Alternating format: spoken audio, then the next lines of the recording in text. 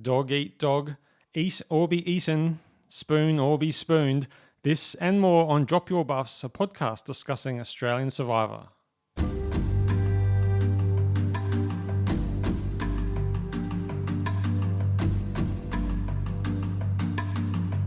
On this podcast, we'll be discussing Australian Survivor that aired on Monday, the 10th of October.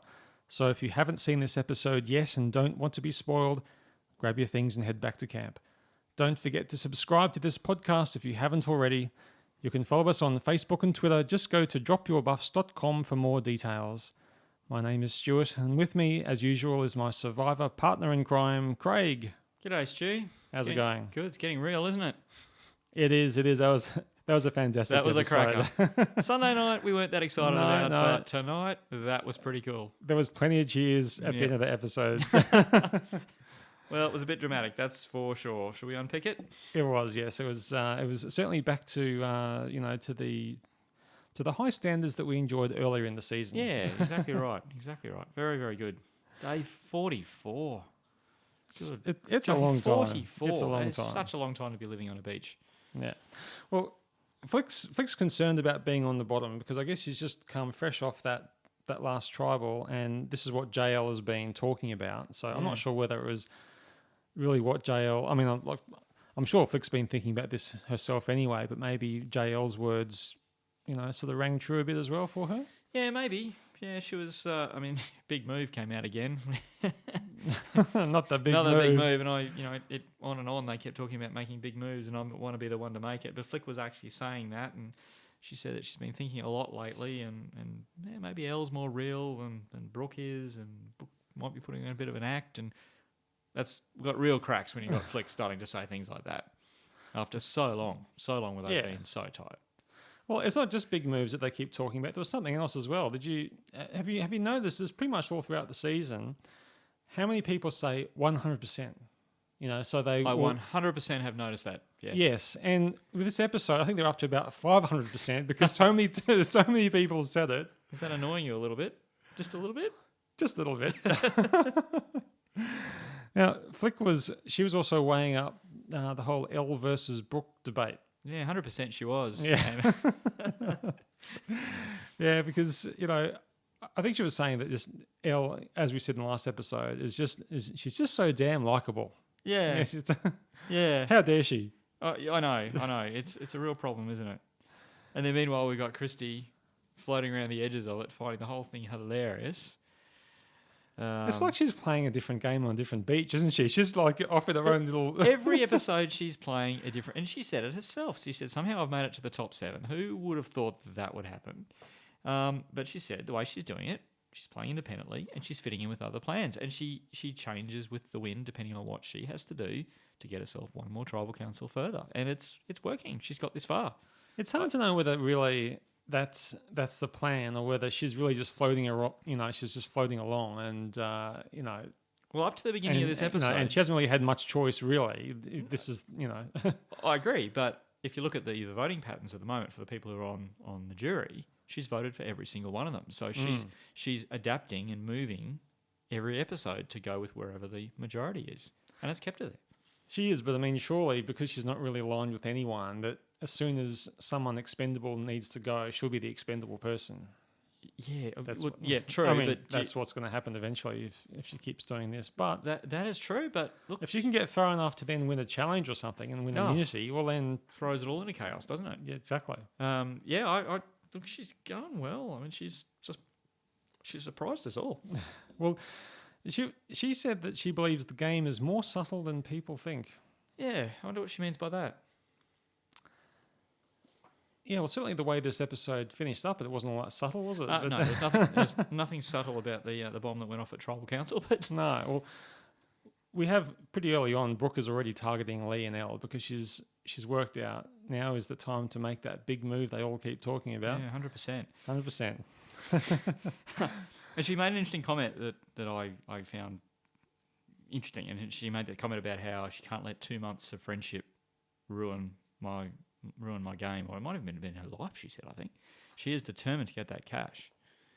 Brooke is, yeah. Can't let 2 months of friendship. So we're starting to see that It's been all very, very friendly with Flick and Elle particularly, and then all of a sudden it's like not as important now. That's right. It's a solo game, and you can really see where the motivation is. I think a few people are coming to that realization. It all happened. It all happened tonight. Crystallizes. It all happened tonight. Yeah, very much so. Well, that takes us to the reward challenge, and this was the rope holding. Yeah, balancing over one. water. We've seen this one before, of course. Yeah, I thought there was one difference I hadn't seen before. Did you see how they're all given these natty little booties? No, I didn't notice that. They all had on exactly the same, those sort of grippy swimsuit, not swimsuit, but rubbery material that they use, and they had shoes made out of that, and everyone had a pair of those, like wetsuit kind of material. Yeah, or something. that's it. Yeah. Yeah, I didn't notice. I've got to be honest. And they all had that, and I haven't noticed that before in any other US Survivor challenge where they issue everyone with the same equipment basically for a certain challenge. I haven't seen that before. So well spotted. Well, I didn't see it either tonight, but and there was a lot of chat going on in that challenge too, wasn't there? It was almost like they weren't concentrating. There was, this is hard, and it was. Quite often they don't do that, but tonight we heard lots and lots of that. Well, it wasn't just chat, but a bit of smack talk too by the girls. Exactly right. Right from the kickoff too. Yeah. Well, this reward was a night in a real bed, wasn't it? That was the reward. Yeah, that'd be pretty worth winning, I reckon, at this point in the game. I think so. They all lasted at least 20 minutes. So great effort. I know the first 10, the first 10 looked pretty straightforward, but yeah, immediately they went to the second knot. It got harder. Mm-hmm. But they did well there. Yeah, and then one by one they went. Matt, Brooke, Christy, Flick. Sorry, Elle, Flick, and Lee. That's right. Leaving Sam to win the reward, and Sam being the winner. Yeah. Well, was there any doubt that he'd take Lee with him? Well, it does make it a pretty easy choice, Like if you choose the person that came second, it's usually pretty safe, isn't it? That's right. And I loved Matt's comments. All these beautiful women out there, and he picked the most beautiful man. Great line, Matt. That was funny. Great line. That was funny. Product placement. Yeah, that's what I was going to say. So I mean, it was no doubt as to what that was. We all could see that it was Tim Tams, and they said it was Tim Tams. That's right. I wonder if Channel 10 approached. Is it Arnott's that own Tim Tams, or is it? Is it still Arnott's? Oh, I think so. I couldn't say 100%, but you'd think that they would have approached Arnott's, wouldn't they? So obviously they weren't able to strike a deal because they named them. Because we've had plenty of instances in this series where they've been drinking unlabeled beer and eating things that we've obviously had the Hungry Jacks extravaganza go on a couple of times now. But yeah, clearly, I think for Tim Tams to get their name mentioned, that there must have been a commercial arrangement there. They looked a bit sort of soggy though. They looked like they'd be sitting in that bottom drawer and getting a bit hot. I'd say so. They looked at they might have melted just a little bit. We didn't see a lot of the Tim Tams. You have to keep Tim Tams in the fridge. Yeah. Well, depends where you live, but in Queensland you do maybe. But yeah, they came out and they didn't show a lot of the Tim Tams, and on the second shot, they were looking a little the worse for wear having come out of that drawer. I think they were just getting just a little bit soggy. Now we're back to Brooke again. All I can think about is the money. I've been thinking about it for the last few nights. All I can think about is the money, she said. She's really worried about Lee and Elle with the jury votes. And we did mention this in the last episode as well. So this is obviously weighing heavily on her mind. She actually said that the rest of the tribe adores Lee. Adore was the word she uses. Yeah. I mean, that's a strong word. If that is the case and he gets to the end, he's very likely to win it. Yeah. Well, it seems like he's in that, maybe he's of that age where he's not too old in that he's not too far away from the generation of the Brooks and Flicks and so on. So he's close enough in age that he can still relate to them. But he's a bit older. That he's a bit of a he acts pretty young, doesn't he? Really, a leader sort of figure and so on. He just seems like a fun sort of guy. Yeah, he and Sam have obviously formed a really good bond. And although that doesn't stop Sam, as we're about to find out. Although he wants to vote Elle first, though. I think he was kind of open to Lee, but Elle has to go first. Absolutely right. He can see the strategy of doing it, and I think it came a bit later on. But he was not happy about now being in this position and having to make a decision he doesn't want to do, and particularly since Lee had chosen him to accompany him in the comfy bed.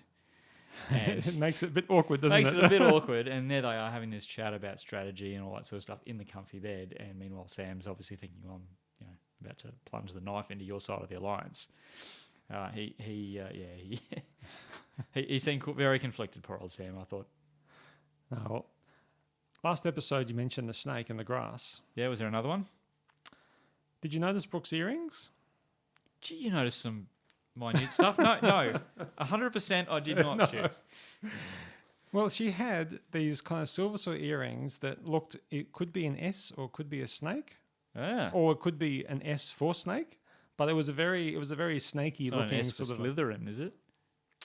Could be, but I mean, her name is not No, Susan. It's Brooke, Oh. So that's right. well Spotted. No, I didn't see that. So another snake in Common this theme. episode. Very common theme here. Then we have Flick talking with Elle, and this is where she first brings out getting out Brooke. I had to shake my head at this point. Flick Why is actually that? said that certain people have had an easy ride. Is she serious? She's one of them, isn't she? It's funny you should say that Ah, because I'll just bring this forward a bit quicker. But there was a tweet that right. I saw by Shannon Gates, and she said, "Flick feels like Brooke has had it too easy in this game. Haven't they had the exact same game trajectory?" So that pretty much summed it up. absolutely, they have. And she was saying all these things about how you have to fight for your position. And okay, I don't doubt that she and Brooke have had to make some moves. And I know Flick did get some votes very early on, which poor old Connor was on the wrong side of it ultimately, because Flick didn't appreciate that very much. But yeah, they've been thick as thieves the whole way through. They've made their plans together the whole way through.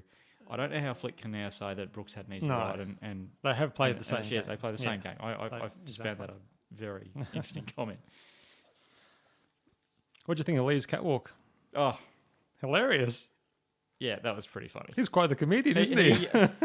He had the moves too. It's Yeah, like he he'd was- done it before. Oh, probably has. Maybe on tour or something like that. Oh, This sort of comes out. He had the facial expressions. He had the little turn of the head. He had it all. It was very, very entertaining. That I'll tell you now. That's my favourite moment of the whole Yeah. episode.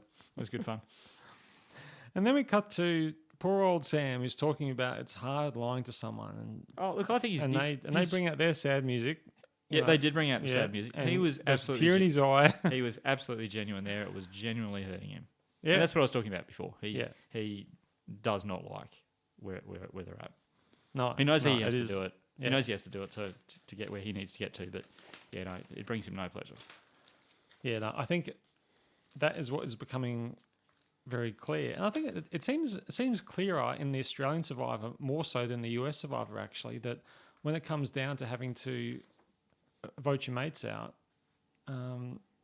a lot of the people are having are really struggling with that, which I don't think we've seen it to that extent in the US version. And I I think mean, one like it does come up, but I mean, It does, yeah. I think one of the other things too. I don't know if you said it tonight or last night, but we've had a very strong alliance go all the way through. After day 44, 45. This is more than 6 weeks. These people have been together. It would feel like an absolute eternity.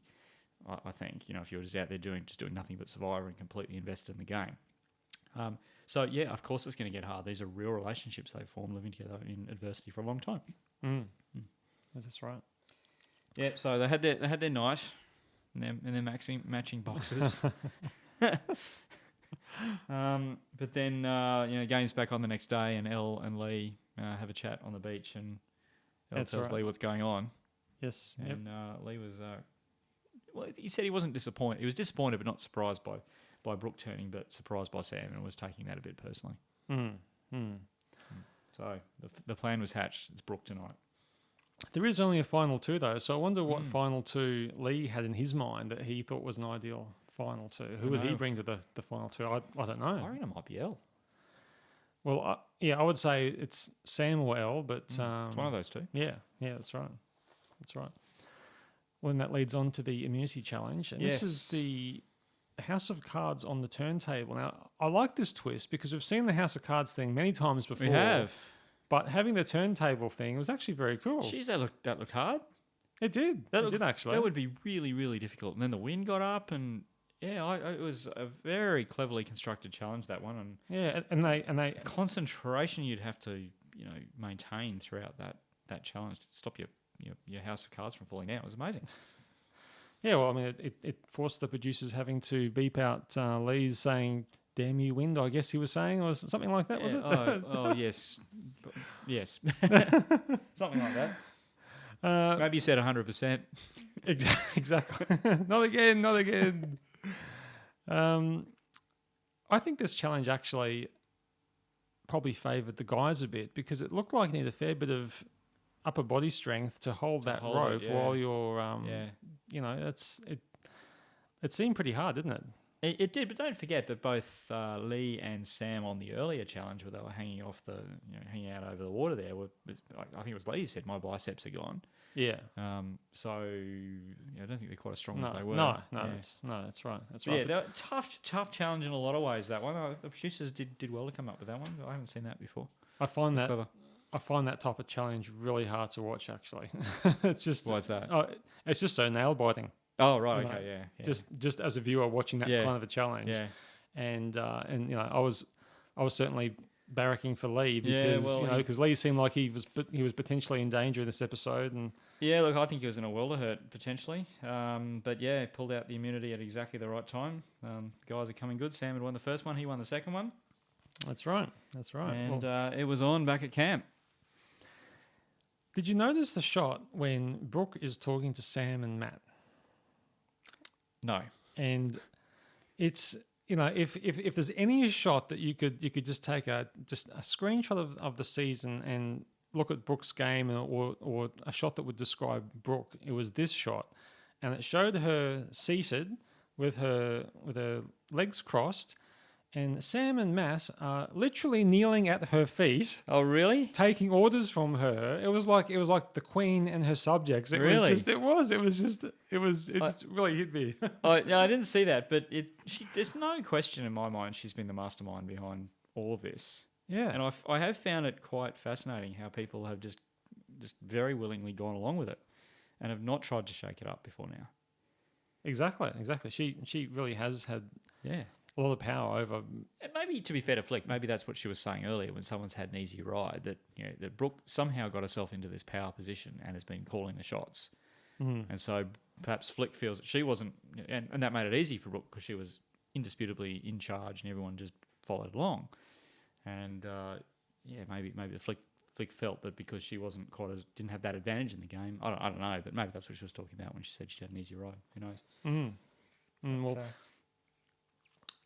But then the scrambling began all over the place.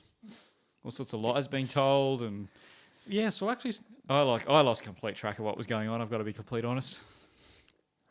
speaking of lies, actually, my wife made a really great point. Actually, she said that Lee had earlier said in this episode, he was talking about his boys and about how he's raising his boys to show that the good guys can win. You can do the right thing and so on. And then just at this point of the episode, then he starts talking about. Not a lot of truth's going to be spoken tonight. No, he says it'd be lie upon lie upon lie. It was a complete contradiction to what he'd said only 20 minutes earlier. Well, to be fair to him, it might have been said days earlier, and they edited it that way. But, look, we're at the fun bit now, aren't we? Where you can't play Survivor without lying even a little bit. It's just it's a bit like politics, work. isn't it? Really? That's right. Yeah. Right. Well, okay, so we get to Tribal Council, and the first thing I notice is Flick wearing glasses. And I thought, is this because she feels this is the first time she's needed to actually concentrate in Tribal Council? So she's got the glasses out. I don't know. There might be some reason for it. No idea. So yeah, and it got underway quickly, didn't it? I mean, Brooke said, "Well, we've all got as far as we can, and then rip each other's heads off." That's like, right. Wow. Right. Yeah, no, Everyone went, "Ooh, okay." There were lots of tense and uncomfortable looks during that Tribal Council. There was particularly Flick looked the whole way through. Flick looked very unhappy, and we know why. We know what she was about to do, and she was probably feeling pretty bad about that. But all the way through, she particularly looked it was troubled. It was a very tense Tribal Council, I think, for most of the people. Can you take us through the votes, Craig? Yeah. So so it's out of 7 this time. And anyway, in the end, it was Brooke who was completely blindsided. Never saw that coming 4-3. And the people who voted for Brooke were Flick, Christy, Lee, and Elle, as we had been led to believe on the beach. Yes. And Elle got 3 votes, Matt, Sam, and Brooke. Matt looked utterly confused.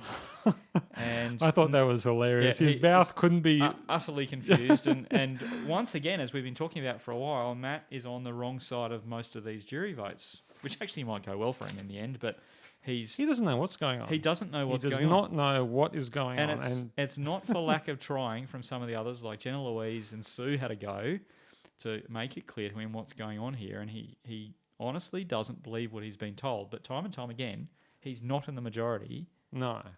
Now, as I say, this might actually work for him because there's only one person now in the jury who he actually voted for. But 4 times he's been not in the majority. That's right. Well, I think if he ever did get down to the final 2, for instance, it would be a bit hard for him to... Sorry, twice. He voted for Sue and Jenna Louise. So he's 2 out of 5 he's voted for. Yeah. I mean, it would be hard for him at this stage to try and convince a jury that he was deserving of being sole survivor. On the basis of strategy, yeah. Because he hasn't really done anything, really. No. He's just kind of bumbled along. Looked confused most of the time. I know. So, and Nick on the jury looked absolutely shocked. He did. He was whoa. He was loving it, I think. Yeah. And Kylie was smiling, and yeah, I think it would have been very entertaining to sit on the jury for that one. So so new member of the jury. That's right. Brooke.